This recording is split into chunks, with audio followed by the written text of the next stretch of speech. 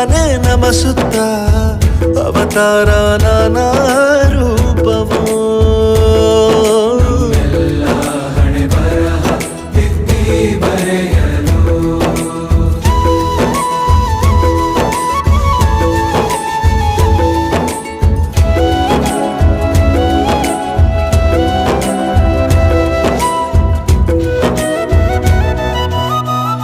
ಬಾಳಲ್ಲಿ ಲೆಕ್ಕ ಎಷ್ಟು ಮುಖ್ಯ ಎಂಬುದ ಬೆರಳಲ್ಲೇ ತೋರಿ ಕಲಿಸಿದ ಗುರುಗಳೇ.